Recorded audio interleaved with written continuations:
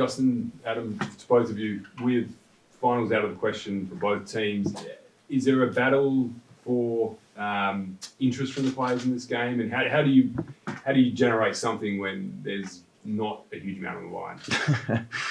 I'm not quite sure what you're trying to ask, but we've been out of contention for probably since around 11, 12. So we've been, and Longy will speak on behalf of Fremantle, but we've been chasing process really for the whole year, and we won't really change. So it's a big game for the club. I think it's almost a sellout, and Derby's always good to be part of, but nothing much changes for what we've been chasing the last 4 or 5 weeks in particular. We've seen a little bit of improvement, so we'll continue to do that.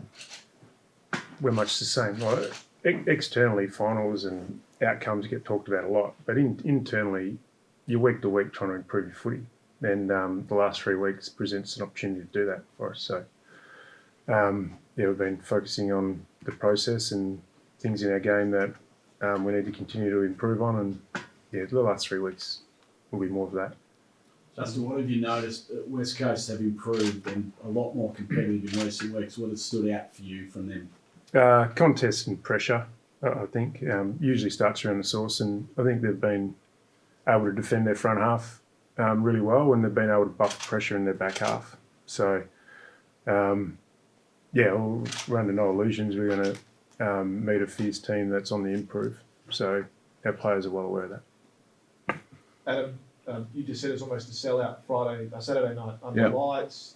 For some of your younger guys, I know they're always learning, but how can a big game like this really teach them different things and how to handle a big game situation? Both teams are young. I mean, Fremantle are younger than us. So, our list profile, we've spoken about this a bit. We've got some veterans and we've got some babies. So those young ones who've only really tasted senior football this year, they've been part of some big games at home. Our crowd's turned up and, show that appreciation as much as we can.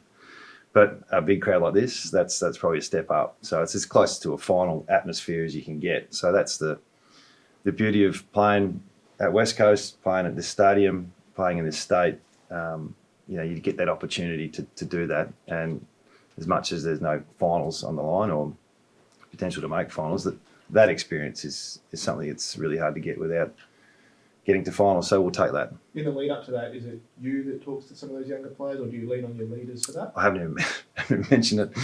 So we're that process driven at the moment. The motivation piece and there's obviously some senior players retiring. I think that'll be a bit different story in a couple of weeks. But at the moment, we're trying to identify some improvement areas that we're going after. And it doesn't really mean we win. We love to, though. So, that's what we're chasing at the moment. Good news this week, Bailey Williams getting off his suspension. But who backs him up in the ruck? I have to wait and see. He might just ruck the whole game. So, no, we'll have a few things in place. But, did a really good job getting him off. We thought it was something worth challenging. So he played with a bit of an illness last week and got through the game well, and he's good to go this week. So probably the biggest challenge on the ground at the moment, really, with what it's in front of him. So we'll work through that. So no, just further to that, the challenge of taking on Jackson, not only as a ruckman, but at ground level. Can you talk us through what that poses? Yeah, it's something that Bailey's been carrying to a pretty good level. I mean, he's 23. He's probably going to end up a forward ruck, I think, down the track. So, matching it with the A-grade talent that comes across ruckman, probably none bigger at the moment than what's happened the last few weeks with Jackson's rise. So, every stat you can look at, he's improved on. So that's going to be a big challenge for him. But he's sort of had that challenge all year. And how much comes down to the midfielders as well? Because when the ball's at ground level, we've seen what Jackson's been doing. Yeah, well, our stoppage work and scores from stoppages has been the biggest area that we've got to improve on. So I think our turnover game's holding up okay.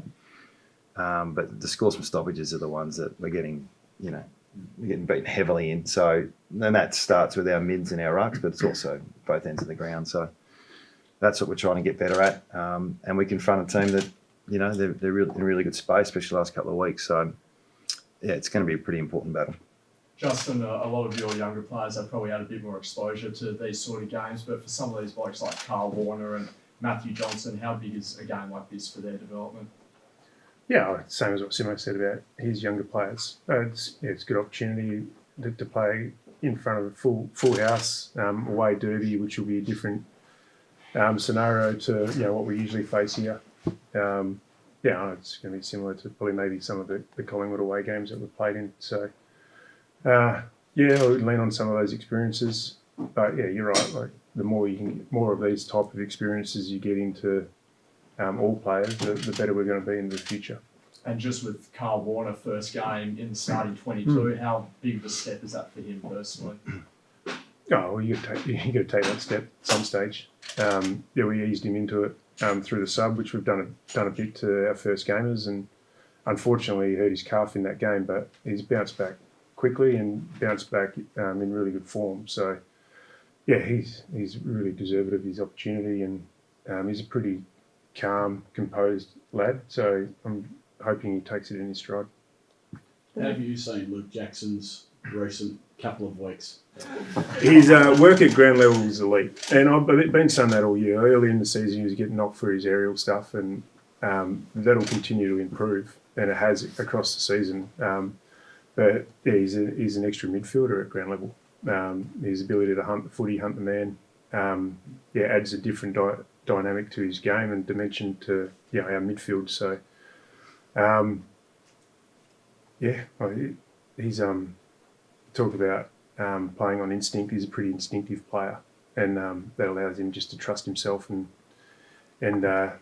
play what's ever in front of him. So yeah, I've been really pleased with his form. But yeah, every week's a different challenge, and he's got a massive challenge against him tomorrow. Is there a player at the Eagles that you'll tag with Hayden Young, or do you release him a little? With Hughesy going out of the team, we'll have to put him back. So he won't go through the midfield in this game? No. Is that good or bad news, Simmo? I'm still getting over the F-bomb. just trying to compose myself. Not going to lie. We're obviously with the opposition's important every week. We put work into it, but we're chasing different things. So TK often gets run with. They've done it before with other players, so sort of plan for both. But that's probably more the individual prep, the team and the collective. Tim gets run with most weeks, so we've got some things we try to work through to help him out. But yeah, we don't overdo it with opposition at the moment.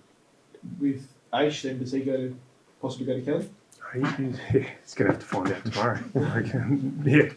Interesting. Sitting next to alongside the opposition coach, and you get asked about personnel matchups. I know you get asked questions, but probably not going to divulge too much.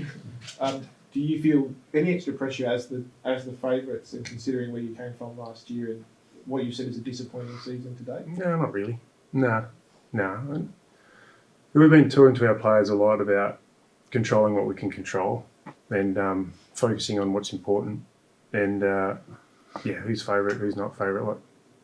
Treat derbies as 50-50s. So we're just focused on the X's and O's and making sure we have the right mindset and focus on what's important. You were lucky enough to play in derbies as well, though. Do you sort of look at them still, even though, like we said, there's no finals on the line, but there's still pretty fiery clashes? You'd remember a few. Is that sort of what you talk to your players about at all? Yeah, I think the first 5-10 minutes, players ride the crowd, the emotion, but once it settles down, it just becomes like a normal game. So, haven't really spoken to our players much about that. They know what to expect.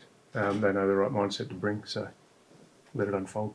And I know you said you're not concentrating on opposition team, but Luke Ryan's been in good form in defence for them. Do you have to put in some work into ensuring he doesn't have his own way? Maybe. I went and watched the game on the weekend, and the back six as a collective have been working pretty well for a long period of time. So you take out one, another one bobs up. So the intercept marking game, the support they do and the way they defend, it's sort of taking one out might not stop their system. So I'll have to keep an eye on it though, because he can do some damage. Intercept markers, when they get their own way, can have real dominance of the game. So I think we'll keep an eye on that. You said last week in the press conference after the Bombers game, and I should have followed up at the time, you said you're coaching a little bit differently than you were before the Sydney game. Without divulging into that, are you seeing better results by the way you're doing that? No, the Sydney game. Thanks for bringing that up. I think we were trying to play a certain way, and regardless of the situation, personnel, injuries, everything. It was just we play this way, and we don't really deviate because that's where we want to be. And we clearly had to adapt after that game in terms of the strategy of how to maintain the scoreboard to a certain degree. So we've probably coached a bit more on the back of what happens in a game, which inadvertently has made us more competitive, and I think we've grown in some areas. So, but that the development of our lists and of our style of play, that's ongoing. And we didn't really interfere on game day to the point where we're trying to manage the scoreboard. But since then, we've done a few things different, and we've probably developed some better resilience through that. But I wouldn't be putting any credit towards coaching. It's just the players have got a few different levers to pull. But is the goal maybe long term to get back to that style? Yeah, of course. Yeah, absolutely. So the last few weeks has been, really good learning experiences for us. It's disappointing that the games have been blown out so much throughout the year that it's to be within a win within reach in the second half. Unfortunately, it's been rare. So the last 3 or 4 games, we've been able to do that, and you saw what happened on the weekend, and then the North game having to hold on to that win as well. So they're all part of the growth that eventually we want to get back to sooner rather than later. Adam, Jermaine Jones back from that ankle. Yeah. How pleased are you to have him back on the team, and what does he bring? Yeah, we tossed that up. I mean, he's missed 10 weeks, so we've held him back for a week or two and trained him up. So he'll be a bit unders, but he's running around like an idiot for training. So we had no choice. He's got that. He's a high-end speed, repeat speed player that produces really good numbers. So we'll probably manage him throughout the game and taper our expectations. One for both of you. They're going to play the Matildas game on the big screens here before the game. I guess what are your thoughts on football codes are normally at war with each other, but the fact that it's all kind of coming together. Well, yeah. Can you get to the ground early and watch it? Can you? Yeah. Oh wow, I might get to the ground early myself. What time's it start? 3 o'clock. 3. What time's our game start? 6. Plenty of time. Yeah, well, we'll be around. So, that's great. Well, hopefully it'll be a full house before the main game starts. So, that's a great idea. Whoever come up with that. Sure, it was someone at West Coast. It wasn't Stocksy though. Simmo, can I ask about Gaffy? Since making him the sub, it seems like he's found some really good form. Were you always confident that he was going to get back to some decent form and the Andrew Gaff that we know? Yeah, he just works too hard not to succeed. So I think when you hit a form slump and you're in your I think he's in his 30s. Yeah, the first thing you think is the game gone past me, and no doubt he was thinking that. And you try not to listen to the criticism, but his personal pride, was wavering as well. So putting him as a sub, and we could have dropped him, but that sort of ignited it a little bit, and then sort of coincided with just changing a little bit of what we do. Has allowed him to get in the game a bit more. So, yeah, he spent a good 4 or 5 months getting over an ankle injury, and he got really fit, really fit, back to his best. But the game has moved on a little bit. So now the next phase for him is to be really good in those running capacities, but also in the contest and repeat speed and all those things. So he's got the capability. So I'm not surprised he's working his way back. You could have dropped him, as you mentioned, but do you think that could have been a bit soul-destroying by doing that, as opposed to the sub, and he was still Maybe. part of the team? I just asked him what did he want. So other than play in the scenes. And he said, no, we'll take the sub. And we backed him in, and he's back to pretty good form. And Simmo, you mentioned a bit earlier a couple of club greats retiring, and I guess a lot of the attention now has shifted to Nick Nat and what he's going to do. Okay. And Izzy was on the radio the other day just saying we'll leave it in his court effectively. That's what we'll do. Yeah. Have you had many chats with him? And Not how's it really. going? No, his contract is a bit different than the other boys. So he's contracted, significant injury. So I'm sure he'll weigh up and make his own decision when the time's right. Did you expect that more like months and months down the track when he knows how his body's going rather than... You're just leading me into saying something. No, I don't know. I haven't tapped into that. So it's not these things. He's still in a boot. So, it wouldn't surprise me if he did wait a few months to see how it comes up, or, he'll work through it over the next couple of weeks. So that'll be up to him. Adam, how important is it to finish these last 3 games strongly, especially on the back of what's been a couple of good performances against Northland and the Bombers? Yeah, we'd like to. Yeah, but we're still not where we want to be, and some of our guys are just hanging on, to be honest, and especially the two older guys. So this week's a big game for the club and for our boys. Next week we travel and play the Bulldogs away, and then we've got Adelaide here at home as well. So we'll just play our best. That's all we can do. Justin, you've got an interesting situation where Peel look like they're going to play finals as well. How do you use that to develop and get some form and some time into some players like Matt Taberner and Will Brody? That's a process to go through over the next couple of weeks to see exactly what you said. Who we finish off the season with down there. Want to make sure we get the balance right with rewarding our boys and rewarding the Peel guys, and making sure we get that balance right. There's a lot to be gotten out of Waffle finals, and that I suppose the cutthroat edge of finals. So some of our younger guys will really benefit from that. So I would imagine we'd have 12 guys that go through that process. Whether it's tabs or not, we haven't decided yet, but that's probably around the number. It actually presents, like you said, a unique opportunity to play finals and possibly even have premiership success as previously been down there. Yeah, we see it as really important. So we're going to push as many guys as we can, but we'll work out who that is in the coming weeks, I suppose. But we've been really proud of the relationship with Peel. Feel like that's really growing, and our players really benefit out of playing down there. So we want to help them get as much success as well, and that club deserves success. So we want to make sure we do the right thing by that partnership. And JL, just on Jai Amos, he's been taking some remarkable marks this year, the one-hander last week. What have you made of his progress this season? How do you think he handles the big stage?